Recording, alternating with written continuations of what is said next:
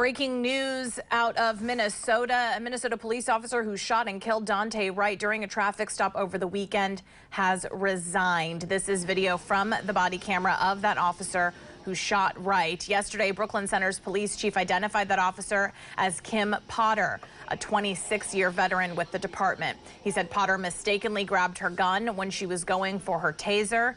Potter had been on administrative leave following Sunday's shooting. The city's police chief also resigned today.